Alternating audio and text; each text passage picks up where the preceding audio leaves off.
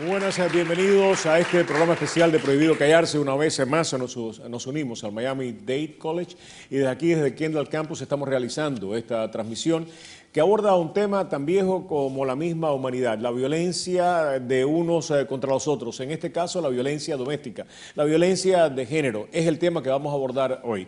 Ha hecho metástasis en los últimos días, producto de una serie de incidentes que han llamado la atención. Lamentablemente, tenemos que esperar que estos incidentes ocurran para llamar la atención de un tema que deberíamos prestarle atención todos los días. Hace solamente unos días, murió una joven aquí en Miami asesinada por su pareja.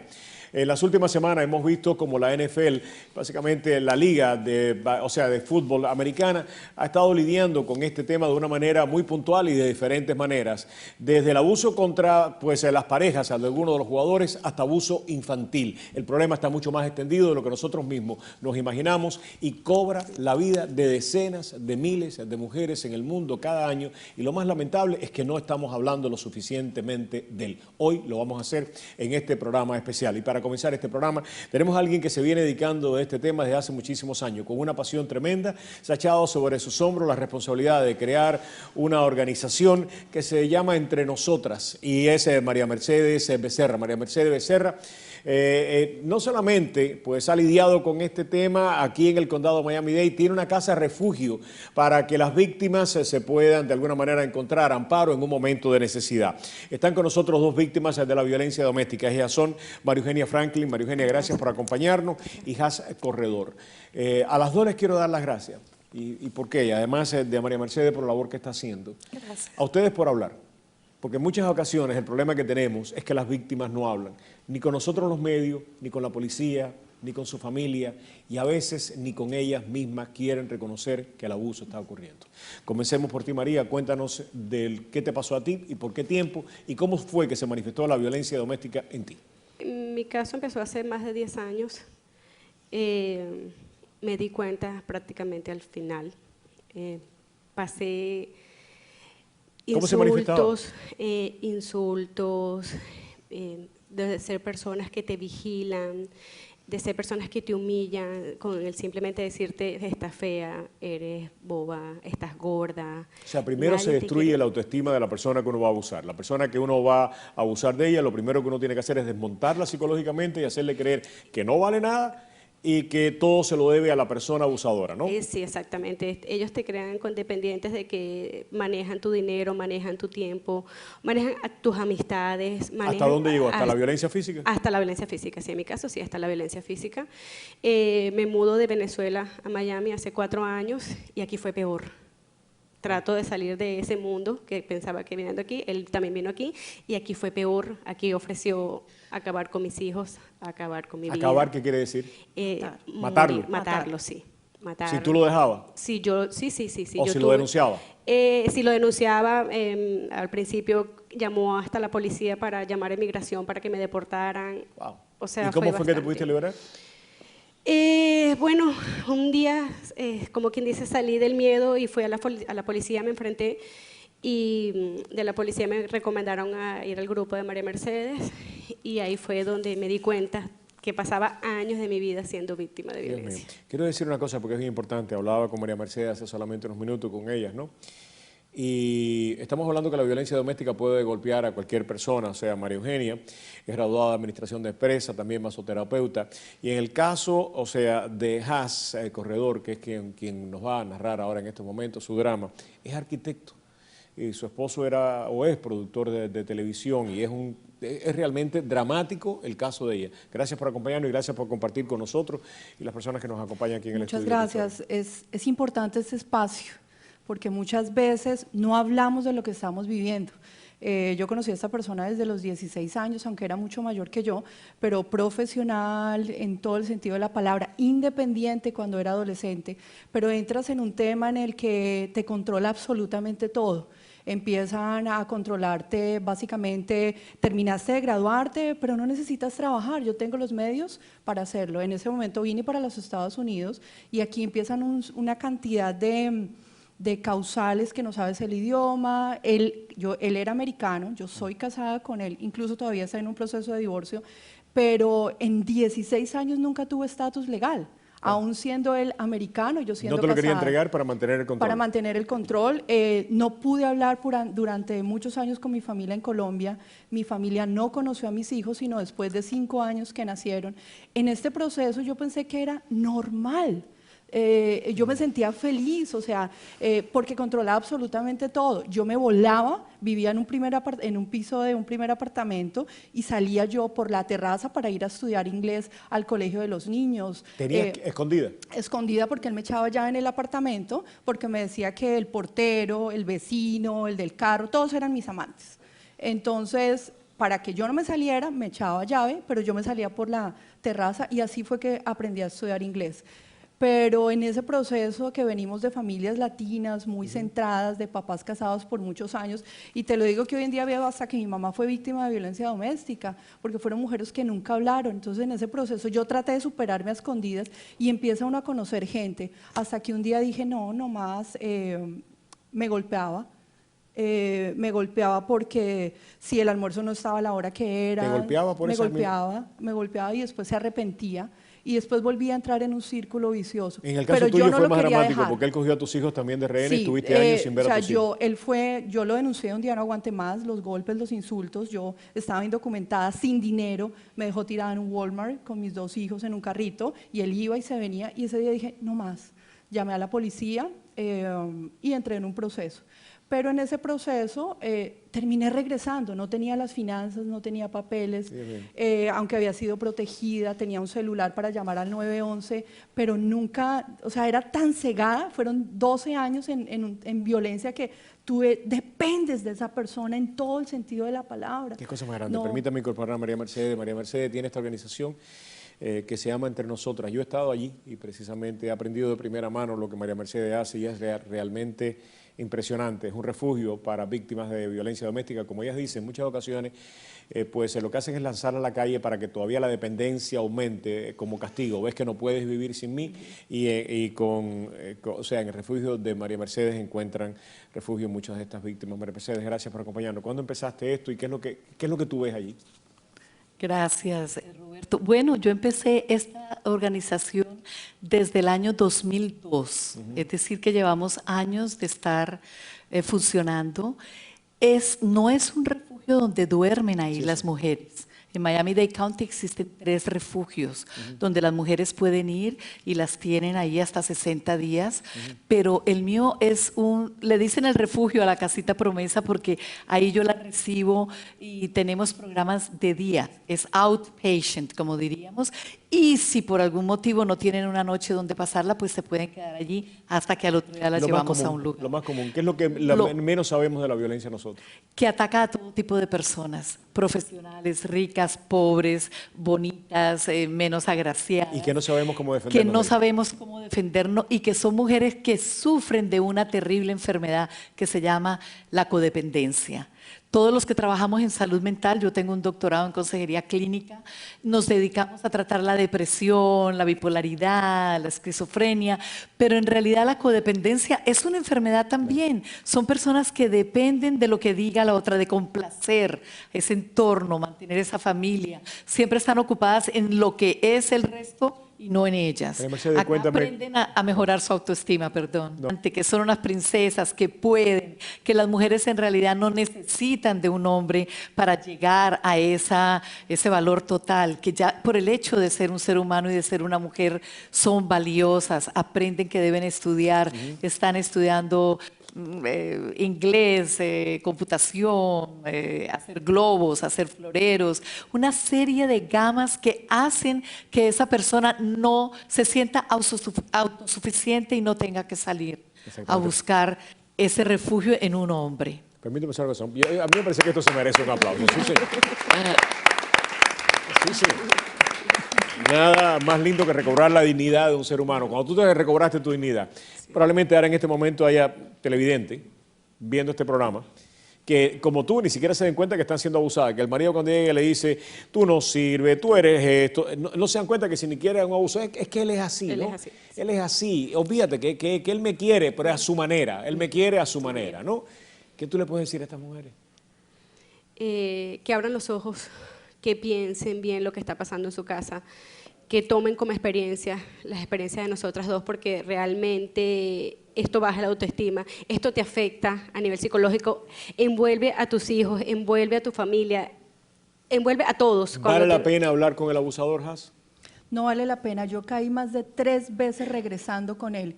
Y la última vez que regresé me quitó a mis hijos por 7 años. La última vez que regresaste, 7 años estuviste sin tus hijos. Sí, yo regresé a Colombia, regresé con él y como no tenía documentación, los niños vinieron a Estados Unidos y él se desapareció. Y 7 años sin Dios mío. verlos. Una de las Ellos cosas, no cambian. Una de las cosas que uno ve es que las personas abusadas reciben terapia, pero los abusadores, nada, terminaron su relación con ella, pero siguen siendo abusadores en busca de otra víctima propicia que caiga. Y a mi juicio debería haber programas, no solamente para las mujeres abusadas, sino para terminar con el ciclo de violencia de los abusadores, que son como aves de rapiña buscando a alguien donde poderse sentar, ¿no? Completamente de acuerdo. Existen programas para los agresores y también la corte, cuando los hombres reciben una orden de alejamiento o una orden de protección, les exige también pasar por un programa de 18 semanas en donde van a aprender sobre cómo controlar la ira y si son alcohólicos o algo, a problemas del EEA. Pero es importante también saber que en muchos de los casos estos hombres sí se recuperan, pero son el 1%, porque muchos van por cumplir lo que le mandó la ley.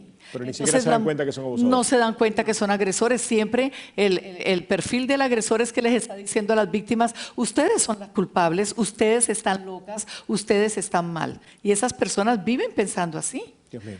Así Quiero de que- agradecerle muchísimo que hayan estado aquí en el programa. Vamos a abordar otro de los aspectos de este drama tremendo, en solamente unos segundos. Pero quiero agradecerle muchísimo a ustedes y una vez más que hayan estado aquí y que den este testimonio tan importante. Sin personas como ustedes que tengan el valor de salir adelante, hay muchas de nuestras televidentes que no se pudieran ver retratadas, que no se pudieran ver, que no pudieran romper el ciclo de violencia. Este ciclo de violencia, como tú señalabas, puede terminar, como en el caso tuyo, llevándote a tus hijos, y como en el caso de ella, pues siendo amenazada con matarle a sus hijos y matarle a ella. Y quiero agradecerle muchísimo también a María Mercedes, que está haciendo estas labores hace muchísimos años, y hay probablemente centenares de mujeres que están vivas en el día de hoy por la labor que usted está haciendo. Muchísimas gracias. Muchas De verdad que sí, muy gracias. amable, Gracias muy por amable. la oportunidad. Vamos a regresar en solamente unos segundos en este programa especial desde aquí, desde Kendall College, desde el campo de Kendall de Miami-Dade College. Regresamos en solamente unos segundos con otro aspecto de este tremendo drama.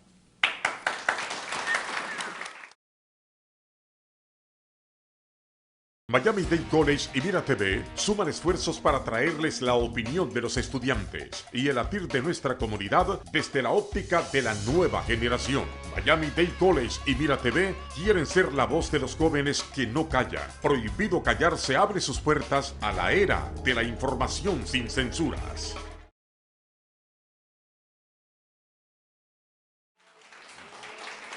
Continuamos con este programa especial desde acá, desde el Kendall Campus, Miami-Dade College y Mira TV se unen para traerles a ustedes a través de Prohibido Callarse este tema, un tema realmente importante. Incorporamos al panel en este momento a la profesora Teresita Pedraza, es socióloga, también está con nosotros Juan Abascar, es doctor y psicólogo clínico, y también está con nosotros Héctor Schwartz, nos ha acompañado en otras ocasiones, como todos ustedes saben, es investigador criminal de la Oficina del Defensor Público, Carlos J. Martínez. A los tres, muchísimas gracias.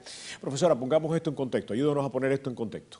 Bueno, una de las cosas que yo quiero indicar es que usted lo dijo cuando empezó la presentación del programa. Esto no es nada nuevo. Esto es tan viejo como la humanidad. En realidad, hasta mediados del siglo XIX, esto no se convierte en algo en que la sociedad vaya a interesarse siquiera. Cuando se crea la clase media, que surge lo que Marx llamó la burguesía, esta es una clase media que le da un lugar especial a la mujer dentro del hogar. La mujer se convierte en la Madonna, es una familia ideal, y por supuesto ahí empiezan estos valores. Usted no le va a pegar a la Madonna, eso queda muy mal. Pero la Madonna también acostumbra de ahí en adelante a no decirle a nadie que su marido le pega. Entonces ahí es donde empieza el secreto. El hecho que un hombre le pegara a la mujer era lo más normal de la vida. La mujer era una posesión del hombre. Él compra una silla, se sienta cuando quiere en ella, y cuando quiere la rompe y la bota. Entonces eso era muy normal, era normal entre todas las clases sociales. Empieza el siglo XX, empiezan las mujeres a querer reivindicar sus derechos políticamente, económicamente, etcétera, y empieza entonces a haber una concientización de este problema. Es en realidad en los años 60 en que empezamos a ver un cambio verdadero de esto. Cuando quiero hablar de abuso doméstico es tanto el abuso de la violación sexual de las mujeres dentro del matrimonio. Juan y yo estuvimos conversando el hecho que todavía hay estados donde una mujer que está casada no puede decir que su marido la violó. No solamente eso, todavía hay países donde un hombre puede matar a una mujer totalmente legalmente para salvar su honor, legalmente para salvar su honor. Entonces, una de las cosas interesantes que pasa ahí, y no los quiero aburrir con cifras, pero hay algunas cifras que verdaderamente hay que tomar en serio. Mire, entre 3 y 4 millones de mujeres anualmente en Estados Unidos, de los casos que son reportados, son abusadas seriamente, físicamente, por su compañero. 3 a 4 millones. Aproximadamente 9 de cada 10 mujeres que son asesinadas por el compañero, por el esposo, amante, novio, lo que sea. De esos asesinatos, 4 de cada 5 ocurren dentro del hogar. Entonces, es una cosa verdaderamente seria. Hay una cosa que es todavía, para mí, tremendamente más peligrosa.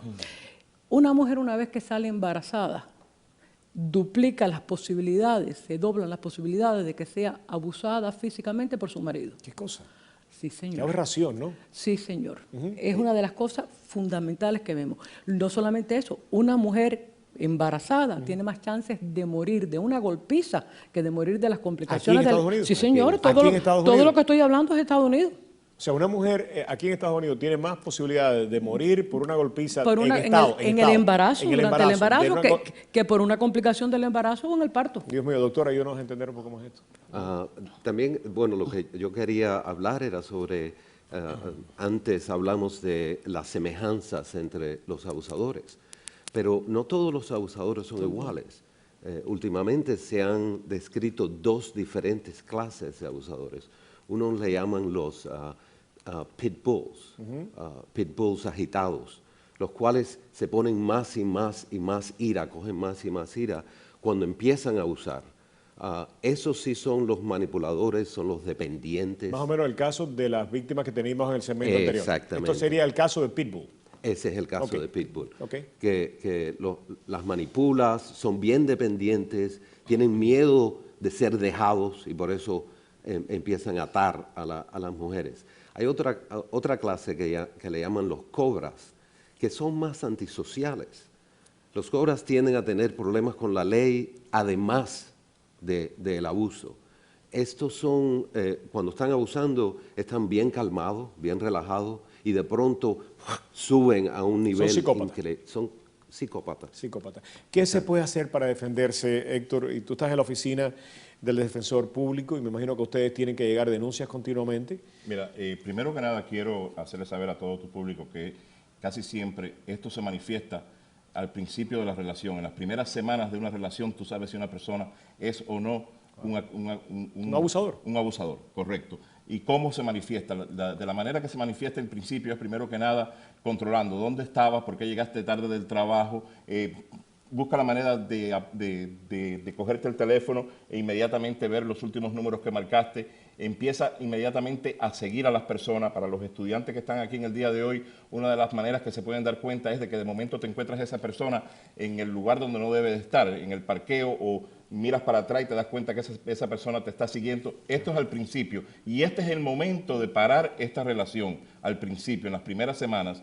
¿Qué se puede hacer? Lo primero que puedes hacer, obviamente, inmediatamente hacer un reporte de la policía y en el primer momento que exista abuso, inmediatamente obtener una orden de restricción. Eso es lo que debes de hacer. Bueno, estoy de acuerdo con eso totalmente, sin lugar a dudas, pero hay algo que es muy interesante y es los mitos que hay alrededor de todo esto. Yo quiero que usted sepa que yo tengo estudiantes que a través de los años me han dicho que él la cela porque la quiere y le entra a golpe por lo mucho que la quiere. Entonces esa es la primera justificación de la mano de golpe. Y usted está totalmente correcta. Y una de las razones por las que muchas mujeres no ponen un reporte de policía inmediatamente y no ponen una orden de restricción es no porque me quiere o porque se siente emocionalmente o económicamente atachada a esta persona, pero el momento de pararlo, yo tengo 3 hijas y una nieta, y siempre le he dicho a ellas, si yo no lo quiera, si llegaras a tener una relación con un abusador, el momento de pararlo es en el momento que comienzan los celos. Okay, Hay una estadística muy interesante, y es que entre los novios, no estoy hablando de matrimonio, entre los novios se calcula que estos son los que se los reportan, entre 25 y 35% se entran a golpes. 25 a 35%. ¿De Estos los son novios? de los novios. Son novios. Entonces, ¿qué hace nadie con un novio que te entra a golpe? Y lo que estaba diciendo Héctor de al principio darse cuenta, yo he visto estudiantes en mi oficina que vienen a preguntarme, a hacer alguna pregunta sobre la clase, y en el medio suena el teléfono y la muchachita dice, ay, tengo que contestarlo porque es mi novio, si no se pone bravo. Esa es una mala señal. Ahí dice, algo está malo aquí, porque ahí empieza la manipulación. Yo creo que hablábamos anteriormente también de la disminución de cómo la persona es percibida, ¿no? Primero hay que destruirla psicológicamente. ¿Cómo viene esta destrucción psicológica por parte del abusador? Me gustaría que ustedes abordaran ese tema. Una de las cosas que él siempre, por lo regular, sobre todo los pitbulls, La autoestima la tiene que destruir. la tiene que destruir. No solamente eso, el individuo trata de justificarse a sí mismo, porque la sociedad en general está diciendo que esto no está bien hecho.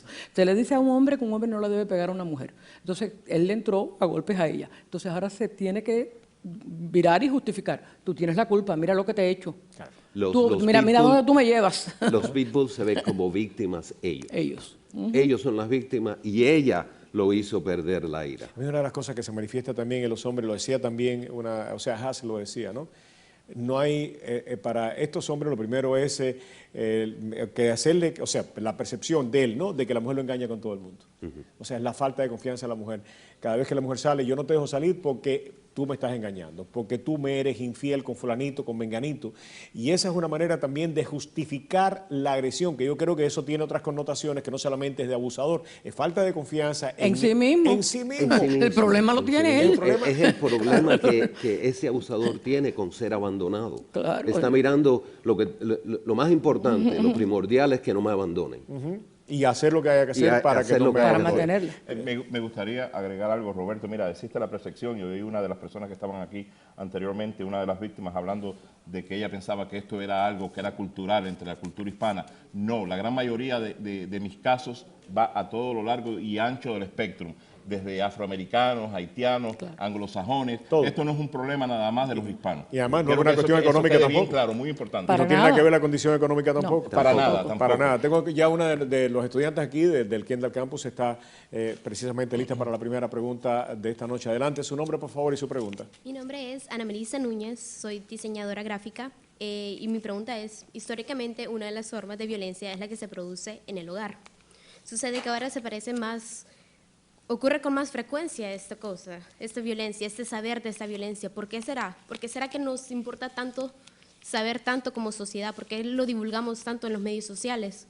Como las celebridades, hasta con las mismas personas en las mismas noticias. Se muestran videos en YouTube. ¿Por qué es esta necesidad de mostrar esta información? Ok, vamos a escuchar, profesora. Bueno, yo voy a ir a decir algo que se me había olvidado. En los últimos 30, 40 años, yo soy muy mayorcita, empecé a darme cuenta que en los medios de comunicación, incluyendo los medios de comunicación hispanos, en las novelas, en las películas, una cosa que jamás en la vida, cuando yo crecía, eso era, las mujeres entran a golpes. Sí. Sí.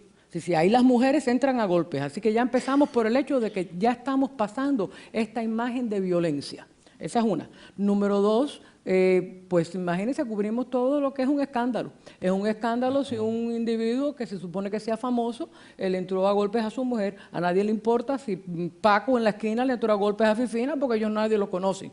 Pero el hogar es el lugar donde fundamentalmente están más cerca. Además, a mí me parece que hay algo, lamentablemente los medios sí somos tremendamente responsables de esto, que nosotros vamos al mínimo común denominador. Pero ¿no? claro.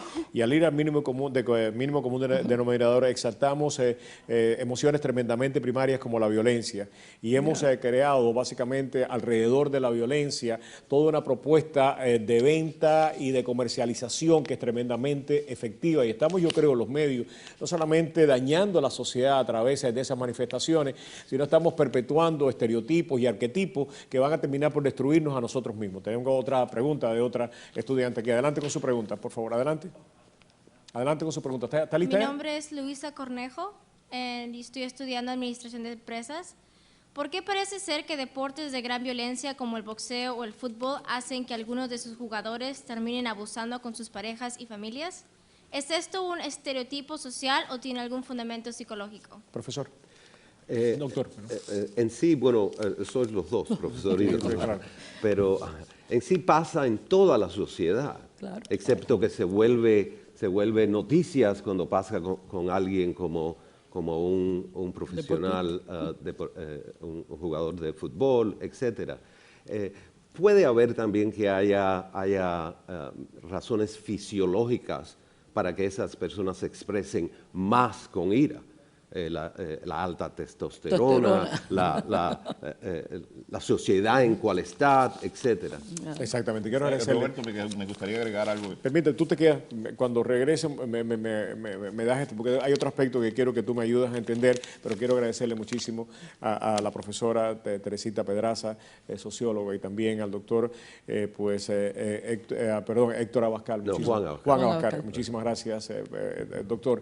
Héctor se queda con nosotros. Regresamos con otro aspecto de este drama tremendamente importante en este programa especial, desde acá, desde el Kendall Campus con Miami-Dade College y Mira TV.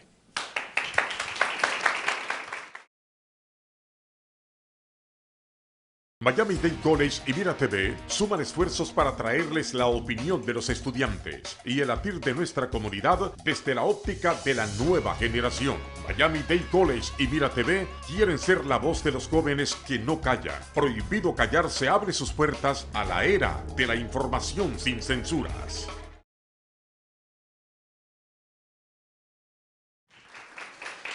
Okay, continuamos con este programa especial desde el Kendall Campus. Estamos trayéndoles a ustedes un especial sobre violencia doméstica. En los últimos días ha habido cualquier cantidad de noticias, ¿no? Hace unas horas Don Omar en Puerto Rico fue arrestado, un reggaetonero, pero un botón basta de muestra. Esto está mucho más extendido, como decía la profesora Pedraza hace solamente unos minutos, ¿no? Las cifras son realmente alarmantes, realmente preocupantes.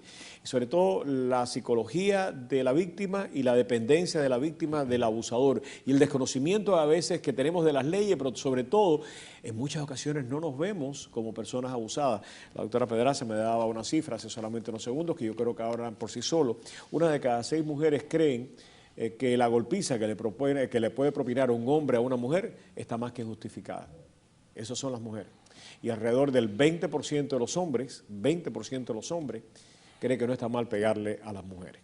Básicamente es más allá de la cuestión cultural. Se nos une en este análisis la doctora María José, es abogado. Gracias por acompañarnos, un verdadero placer. Gracias. Continúa con nosotros Héctor Schwartz, como todos ustedes ya escucharon, es investigador criminal de la Oficina del Defensor Público, conducida por Carlos J. Martínez, un amigo, alguien que admiramos muchísimo y que queremos muchísimo.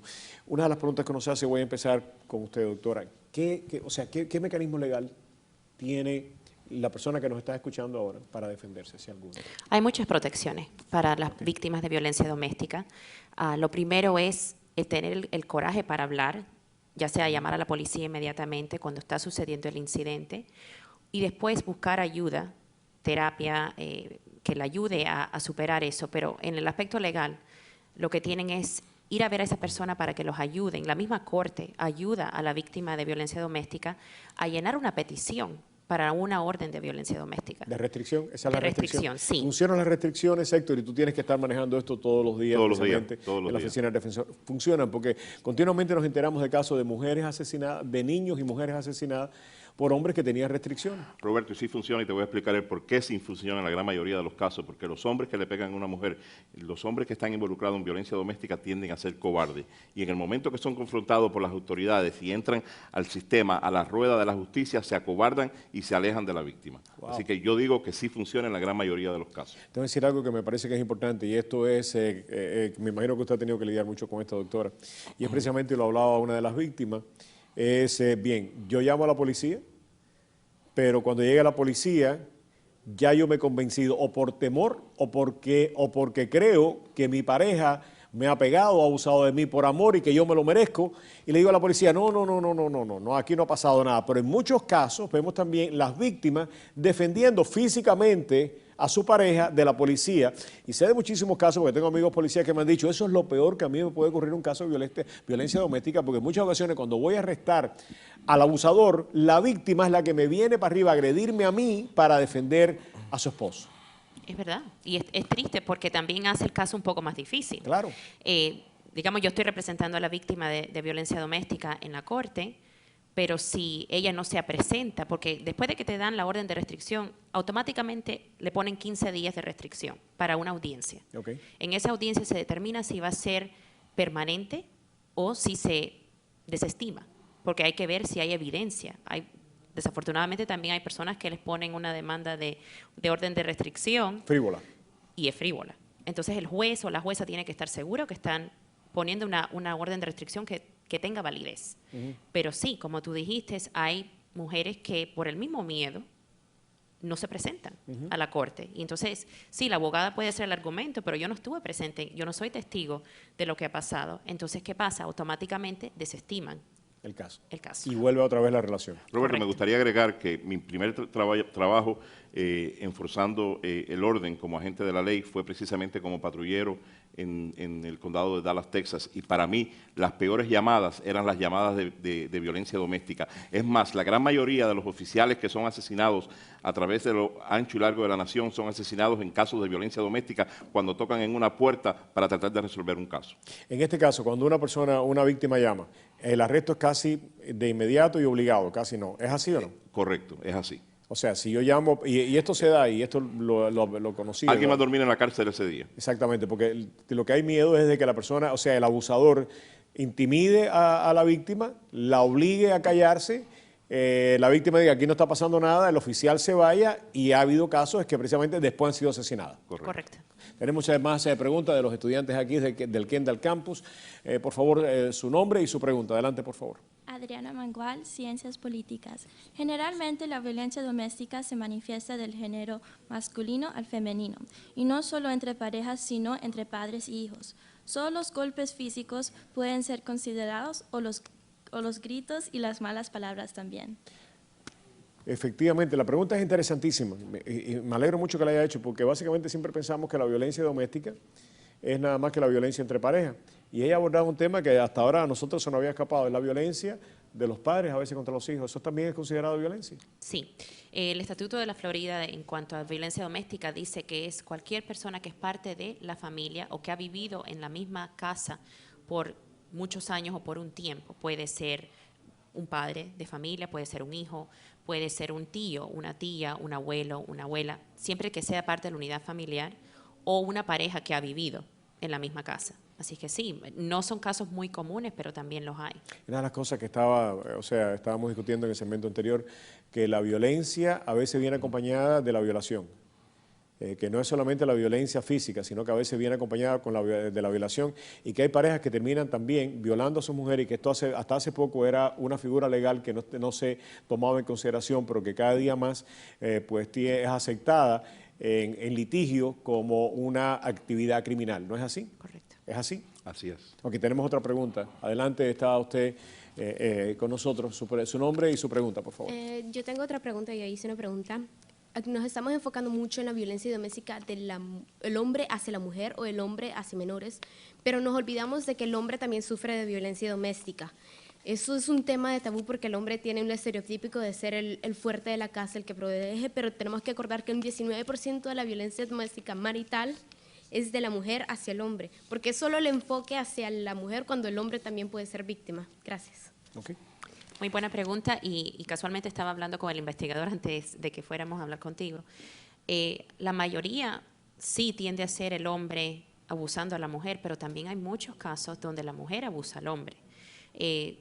Depende de la edad, si la mujer es mayor que el hombre, un hombre menor. ¿La mujer mayor abusa del hombre menor? Correcto. Okay. O a la misma vez cuando no tiene un estatus legal, si el hombre no es ciudadano y la mujer sí lo es.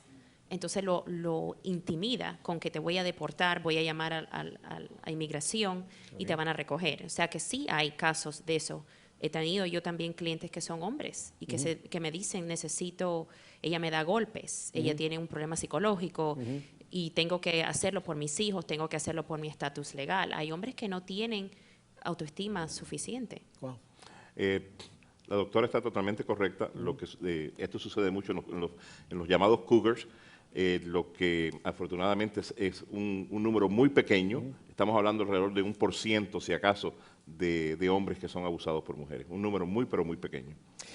¿Cuánta preocupación hay en estos momentos en la comunidad legal, en el law enforcement, acerca de este tema? Empecemos por usted, doctora. Y si esta conversación, de alguna manera, ayuda a cambiar legislación, porque la legislación todavía no está adecuada a los problemas que tenemos. Hay que cambiar legislación, y si hubiera que cambiar legislación, ¿cuál sería su recomendación? De estar más consciente de lo que está pasando, los jueces, las víctimas, los fiscales, hacer más programas donde les ofrezcan cuáles son los síntomas y cuáles identificarse si tú eres una víctima de violencia doméstica, hacer las leyes un poco más estrictas, aunque ahora mismo con todos los temas que están pasando actualmente, como son los atletas de la NFL, otros jugadores, le están perdiendo miedo a hacer el abuso, desafortunadamente. Entonces la legislación tiene que hacer algo que, ya sea poner más estrictas las leyes o los mismos jueces ponerle más interés a esto para poder terminar con este problema. Quiere decir que eso es algo importante. Te voy a dar la palabra enseguida, porque lamentablemente tenemos que esperar a que vengan las víctimas, a que haya personas asesinadas, como esta jovencita que fue asesinada hace solamente unos días aquí, o ver imágenes de esta mujer golpeada en el medio de un elevador para darnos cuenta hasta dónde llega la violencia doméstica, o este otro jugador de fútbol que no solamente fue él acusado de violencia doméstica, sino también de violencia infantil, ¿no?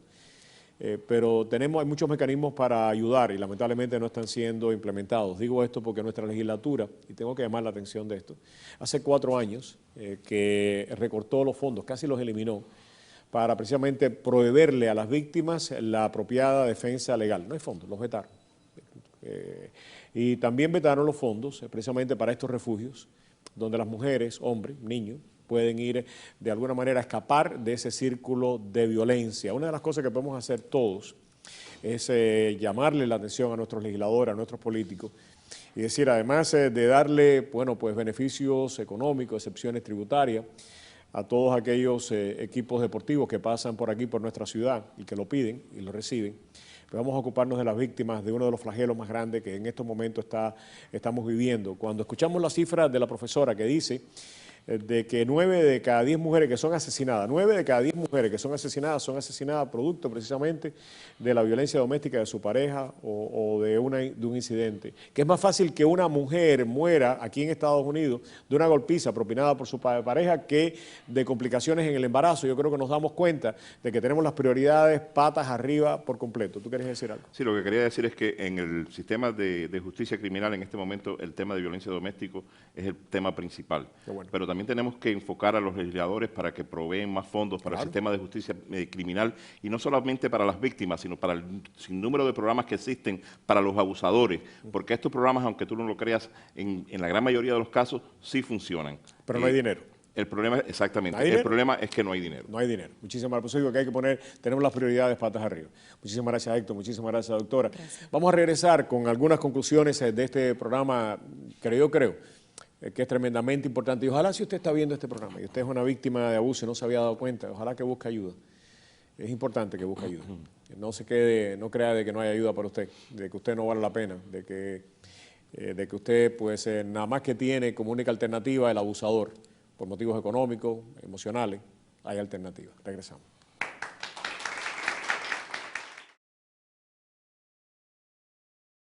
Miami-Dade College y Mira TV suman esfuerzos para traerles la opinión de los estudiantes y el latir de nuestra comunidad desde la óptica de la nueva generación. Miami-Dade College y Mira TV quieren ser la voz de los jóvenes que no callan. Prohibido Callar se abre sus puertas a la era de la información sin censuras.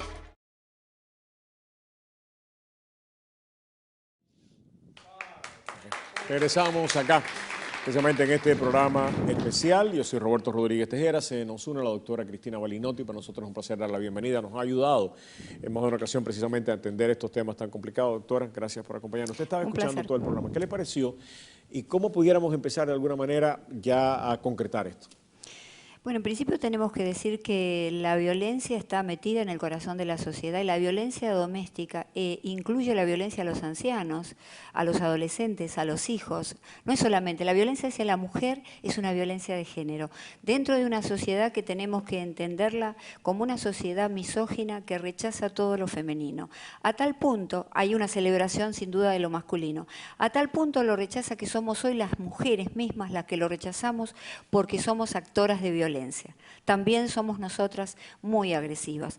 Este es el contexto. Tenemos que ver el grand picture, digamos, de esta situación. Y los medios de comunicación, que como decía Betty Friedan en algún momento, a la mujer la hacen los medios de comunicación. Yo creo que a toda la sociedad los medios de comunicación nos hacen. Y hay una gran celebración de la fuerza física del varón, de los músculos, y esto no es bueno. No es bueno porque solo hemos aprendido desde el fondo de la prehistoria.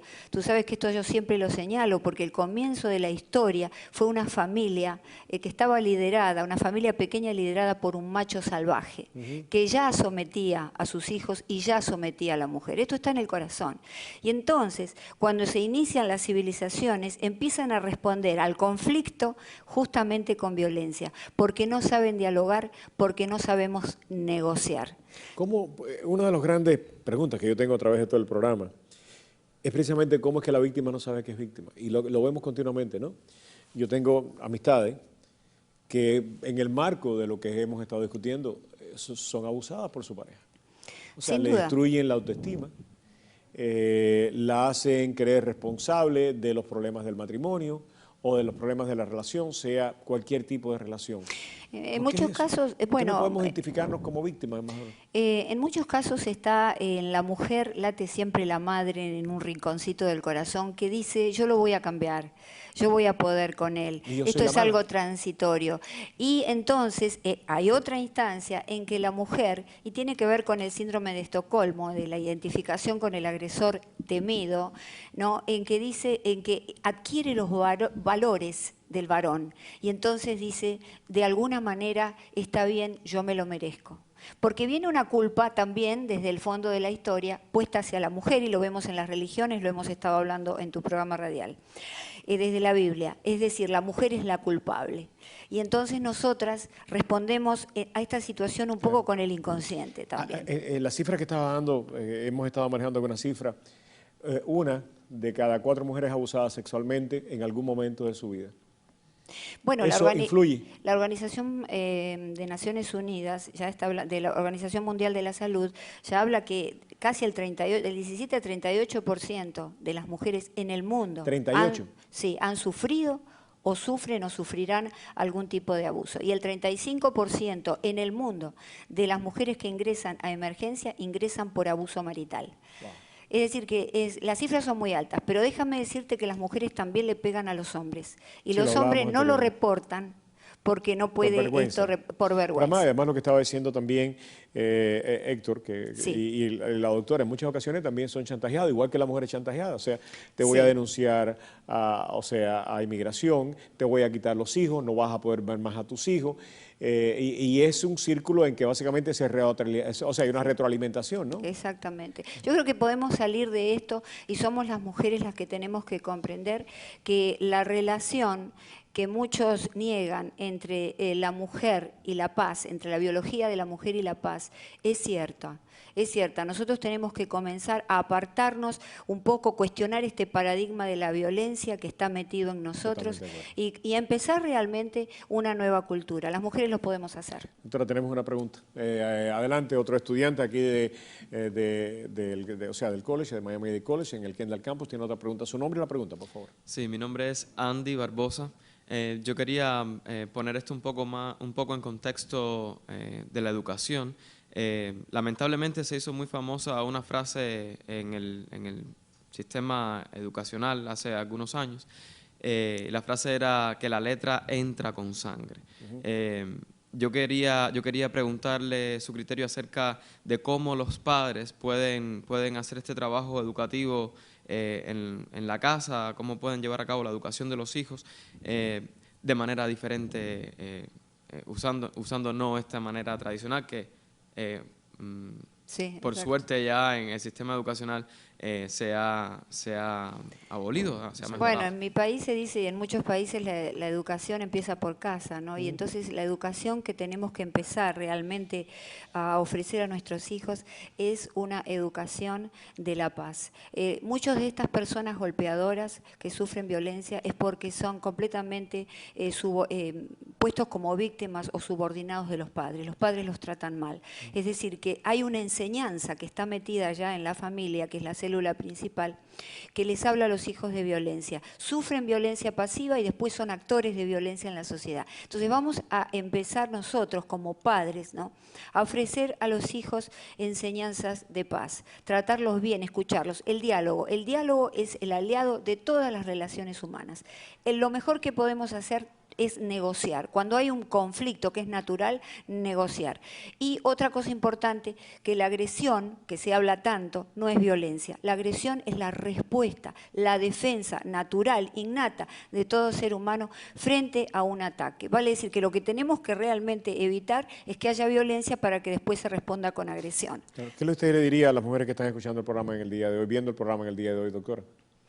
Yo quiero decirles que no permitan, y ya se habló, no permitan que nadie, ni su padre, ni su madre, y mucho menos su pareja, les diga lo que tienen que hacer, les peguen, las empujen. No crean al principio en el príncipe azul. Generalmente estos hombres son hombres maravillosos al comienzo, son hombres que se ocupan, que se preocupan por el pasado, que les preguntan, ¿alguna vez te hicieron algo? Porque yo no estoy de acuerdo con eso. Paren enseguida este círculo de la violencia que va a tender a llevarlas a situaciones, como hemos visto en el último caso, muy lamentables. Pidan ayuda, háblenlo con alguien, la madre, el amigo, pero párenlo, aléjense, porque aquel que comienza con un insulto o con un control exagerado del teléfono o de los lugares a los que uno va a terminar seguramente con un golpe y probablemente con la muerte. Doctora, muchísimas gracias. Como siempre es un placer y un honor tenerla en el programa. Todos ustedes también, muchísimas gracias. Pero antes de concluir, en unos segundos nada más, solamente por el hecho de ser humanos tenemos dignidad y tenemos que nosotros mismos defenderla. Defendiendo nuestra dignidad, defendiendo nuestra humanidad, defendemos nuestro entorno, defendemos nuestra familia, defendemos nuestros hijos. Porque una mujer que es víctima de la violencia doméstica y además se cree merecedora de esa doméstica, de esa violencia, lo único que está haciendo es perpetuando esa conducta en sus hijos. Y creyendo a veces que está ayudando a sus hijos, que está manteniendo un matrimonio, que está manteniendo el status quo, que está manteniendo hasta una posición económica, lo que hace es hacer heredero a sus hijos, a su entorno, de esa lacra que ha estado manchando a la humanidad desde hace demasiado tiempo, desde sus inicios, que es tratar de imponernos a través de la fuerza cuando no nos podemos imponer a través de la razón o del amor. Y cuando ni la razón ni el amor es suficiente para poder mantener a una persona al lado de nosotros o estar al lado de una persona, lo mejor que podemos hacer es abandonar esa relación. Gracias, doctora. Regresamos solamente unos segundos acá.